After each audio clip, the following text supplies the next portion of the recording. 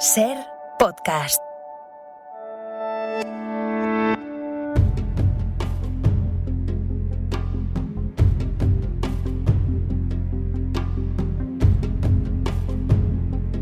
Continuamos en Ser Historia y lo hacemos entrando en nuestra sala de cine para hablar de esa historia del cine, como hacemos aquí cada pocas semanas, de la mano de Guillermo Balmori, editor de Notorious. Guillermo, bienvenido de nuevo a Ser Historia. Muchísimas gracias por invitarme aquí.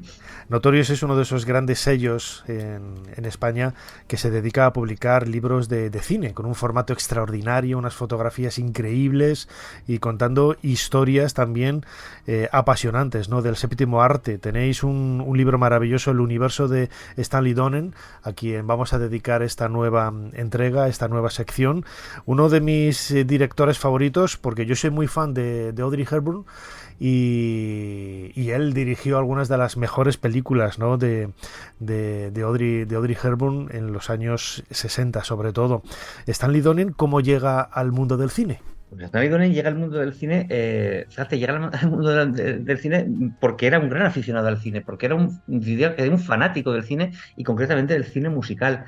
Fíjate, hay una película que me imagino que muchos de los que nos escuchan la conocerán, no sé si tú la conoces, me imagino que igual también te sonará, que es Volando hacia Río de Janeiro, que es la primera película que hicieron Fred Astaire y Ginger Rogers. No la hicieron ni siquiera como protagonistas, eran actores secundarios, bailaban el carioca y a partir de esa película se hicieron famosos, ¿no? Bueno, pues Stanley Donen, que le pillaba muy pequeñito, era casi un niño cuando se estrenó esta película, que era de 1933, decía que no podían sacarle del cine a sus padres, es decir, que estaba metido en el cine y la veía una vez y otra vez y otra vez y otra vez sin parar. Y así reconoce él que es como entró en el mundo del cine, digamos, aunque sea un mundo teórico. ¿Cómo entró? Me imagino que por ahí va tu pregunta, en el mundo del cine fehacientemente, o sea, cómo lo hizo físicamente al menos, ¿no?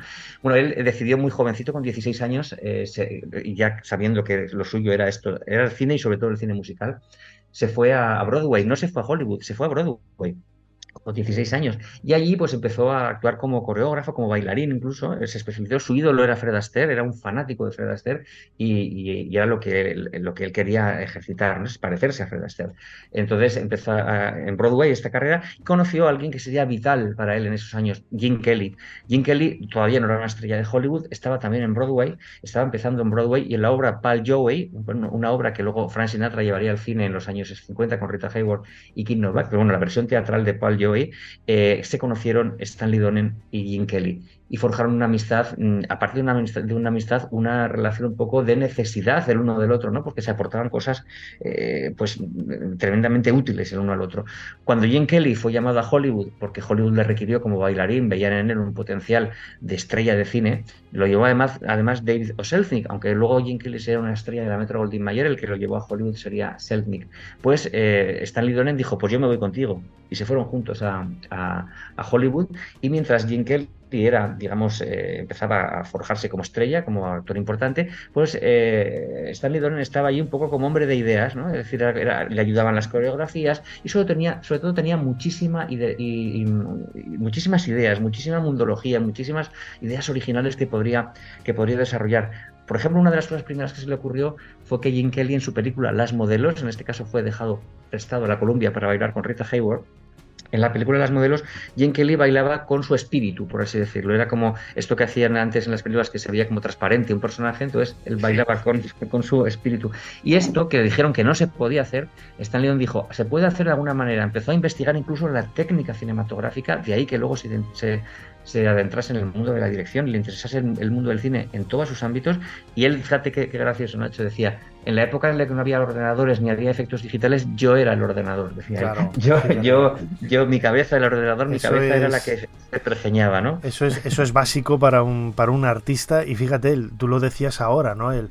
Qué importante es conocer lo que estás dirigiendo. Es decir, él no solamente se convirtió en un gran director de cine, pero porque antes era un gran bailarín, un coreógrafo, y esa combinación, ¿no? Imbricado de una forma tan intensa con Gene Kelly, los dos dirigieron Cantando bajo la lluvia, por ejemplo, ¿no? En el año 1952, claro, Stanley Donen estaba dirigiendo algo de lo que él conocía muy bien. Qué importante es, en este caso para él, hacer grandes musicales conociendo el mundo del baile y de la danza. Qué importante es ser curioso en la vida. Qué importante es que te interese lo que haces y que no te, y que lo que te rodea te interese, porque eso es lo que a él le pasaba. Miraba la técnica, miraba, como tú dices, él se hizo director por eso, porque le interesaba todo el mundo que rodeaba hacer películas. Y empezó a investigar y acabó siendo director. Decías tú, y es verdad que había dirigido con Gene Kelly Cantando bajo la lluvia, que está considerada entre las 10 mejores películas de la historia del cine. Y yo creo además, fíjate Nacho, que yo creo que es la única película que pone de acuerdo a los sesudos críticos con el pueblo normal, ¿no? Es decir, de esas 10 películas que siempre sale, que está La Acorazada Potemkin, que está Ciudadano Kane, que está, pues la única película que pone de acuerdo a unos y otros es Cantando bajo la lluvia, porque Ciudadano Kane no es una película muy popular, es conocida, pero no es de las favoritas del público. Sin embargo, Cantando bajo la lluvia sí lo es. Pero fíjate, antes de Cantando bajo la lluvia y con solo 26 años, se dice, y volvemos a Ciudadano Kane, que Orson Welles dirigió Ciudadano Kane con 25-26 años. Bueno, con 25-26 años dirigió Stanley Donen Un día en Nueva York, que es la primera película que saca el musical a la calle, que está rodado en exteriores. Para disgusto de Louis B. Mayer, el jefe de la Metro Goldwyn Mayer, que decía que había que rodar en interiores, se van a Nueva York a rodarla, montan un circo impresionante, tienen que controlar a las fans de Frank Sinatra y casi no les dejan rodar en Rockefeller Center porque eran los chillidos. De hecho, si tú ves la escena, se ve gente chillando alrededor, porque es un plano muy general, ¿no? Es decir, esta salida a la calle es idea de Stanley Donen. Es idea de Stanley Donen, aunque no dirige la película, que el ratón Jerry baile con Gene Kelly en Levando Anclas. La película no está dirigida por él, ni él está acreditado de ninguna manera, pero él es el que llama a Gene Kelly y dice, tienes que bailar, decía él, con Mickey Mouse. Y dijeron, ¿Mickey Mouse? Fueron a ver a Walt Disney y dijo Walt Disney, Mickey Mouse jamás saldrá en una película de la Metro Goldwyn Mayer. Así que tuvieron que coger al ratón Mickey. Es decir, bueno, hizo que Fred Astaire bailara por las paredes. ¿Te acuerdas? Sí, subiéndose, sí. Pues todo eso es idea de, como tú dices, lo que es el interesarse por la técnica, el ser curioso y el no limitarse a bailar, que es lo que él en principio iba a hacer, sino, como tú has dicho, mezclar todas esas artes y esos conocimientos, ¿no? Claro, ahí en bodas reales, ¿no? Era con Fred Astaire que bailaba por las paredes ahí de la casa. Fíjate, eso se hizo con un círculo, eso se hizo con una... Es decir, ¿cómo se hizo eso? Que no había efectos digitales. Lo que hacían era, pegaron... Girar el escenario. Claro, ¿no? pegaron las sillas, las mesas, la cámara y todo, y giraban el escenario. Y Fred Astaire iba... Él decía que ese número era porque cuando tú te sientes enamorado parece que puedes volar y andar por las paredes, ¿no? Y eso es lo que él quiso reflejar en ese número. Un genio, absolutamente un genio. Lo decía yo al principio, ¿no? Yo que soy muy fan de Audrey Hepburn, algún día dedicaremos una sección aquí, claro, en sala de cine a esta estrella de Hollywood. Por ejemplo, Funny Face, ¿no? Donde estuvo también con Fred Astaire, y que Una cara con Ángel, ¿no? Se tradujo aquí, que nosotros precisamente la música de Think Pink es la música que utilizamos en otra sección de Ser Historia con Lorenzo Caprile, hablando de historia de la moda. Bueno. Es la música Pink, que... Es verdad, claro. Sí, que tenemos ahí. Rosa. Ese número maravilloso. Y fíjate, se toma, ¿no?, como referencia París, ¿no?, que era en aquella época, y sigue siéndolo en la actualidad, ¿no? Los americanos, los estadounidenses, cuando piensan en Europa, piensan en lo sofisticado, piensan en París, ¿no? Parece que el resto de Europa no tiene ningún sentido, ¿no? Es absurdo. Sí.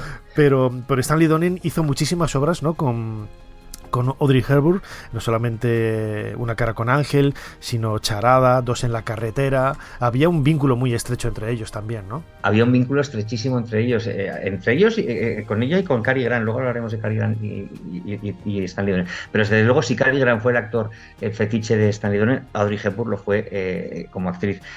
Hicieron esta Una cara con Ángel, que tú dices que es maravillosa, es el mayor homenaje, yo creo, que ha hecho nunca Hollywood al mundo de la moda, porque no solo, fíjate lo que estamos diciendo, estamos hablando de rodada en París, con vestidos de Givenchy, con música de George Gershwin, Fred Astaire, Audrey Hepburn. ¿Qué más se puede pedir? Es como el culmen del glamour y de la sofisticación.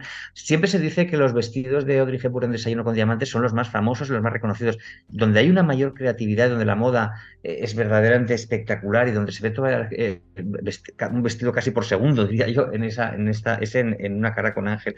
Además está rodada, como tú sabes, en sitios de París en los que hoy en día yo creo que no permitirían rodar. Sí, en la Torre Eiffel y está el la Museo Victoria de del Louvre. Samotracia. Sí. Tienen elementos culturales que pasan desapercibidos. Con esa película, Funny Face, esa canción de Piensa en Rosa, hasta los años 50 el rosa no era un color de chicas, era un color de chicos. Estaba vinculado al Sagrado Corazón, al Sagrado Corazón. Claro. Y el color de los chicos era el rosa y el rojo, y el de las chicas el azul, de la Virgen Inmaculada. Y es a partir de los años 50 cuando... Sí, eso es una cosa muy curiosa. Se extiende la idea del color rosa como algo femenino, gracias a la película de Stanley Donen. Eso es un elemento curioso. Si hablamos con nuestras abuelas, y bueno, mi padre ya lo recordaba, dice, yo de pequeño iba de rojo, de rosa. Lo del color de las niñas con el rosa es algo muy moderno, decía él, claro, a los años 50 le parecía muy moderno, ¿no? Pero han pasado que ya casi 80 años. Ya Pereira, acabando, mencionabas Cary Grant, ¿no? La figura de Cary Grant es también indisoluble, ¿no? a la imagen de Stanley Donen como director. Bueno, es tan indisoluble que formaron una compañía juntos, Grandon se llamaba, de Grant y Donen. Grandon Productions era una compañía que hicieron ambos y que hicieron Charada entre ellos, Página en Blanco, Bésalas por mí e Indiscreta, que Indiscreta volvía a reunir otra vez a Ingrid Bergman y a Cary Grant después de haberlo hecho en Encadenados unos años antes. Yo creo que la obra maestra de todo esta asociación es, como tú has apuntado antes, Charada, que creo que es una película que cada vez gana más. Le molestaba mucho a Stanley Donen que dijeran que había copiado a Hitchcock, pero decía, a ver, el suspense no es el monopolio de Hitchcock. Todo el mundo podemos hacer suspense, y ¿por qué voy a copiar a Hitchcock? El suspense lo puede hacer cualquiera, y no es un género que que tenga la patente él, ¿no? Por así decirlo. Le molestaba esto, pero sí que es verdad que es una película muy hitchcockiana, gracias a Dios lo es, y que tiene, bueno, pues a mí me parece, fíjate, volvemos otra vez de lo mismo. Antes decíamos Fred Astaire y Audrey Hepburn, fíjate, Cary Grant, París de nuevo, fíjate, está también en París, Cary Grant, Audrey Hepburn, música de Henry Mancini, vestidos de Givenchy, ¿qué más se puede pedir? Es decir, es el glamour también en su más alto... era un hombre muy elegante, Stanley Donen, y fíjate, él decía, y esto es con lo que me quedo de la figura de Stanley Donen, que es lo que más me gusta, porque yo lo defiendo también, me lo has oído creo que alguna vez, defendía el cine de la realidad mejorada, es decir, el cine tiene que ser más bonito que la realidad, el cine tiene que ser más bello que la realidad, tenemos que partir de una base real, pero a partir de esa base real, todo para arriba, todo más bonito, todo más bello. Esa fue, digamos, la coordenada en la que Stanley Donen montó su cine, y a mí realmente no puedo estar más de acuerdo. Desde luego que sí, una gran figura de la historia del cine, Stanley Donen, nacido en 1924 y fallecido en 2019. Recomendamos a todos los oyentes de Ser Historia que se hagan con ese libro El universo de Stanley Donen, publicado por Notorious, cuyo editor nos trae aquí cada pocas semanas, Guillermo Balmori, una pildorita de esa historia del séptimo arte en esta sala de cine. Como siempre, Guillermo, muchísimas gracias una vez más por habernos ayudado a hacer un poquito más de historia. Muchísimas gracias a ti.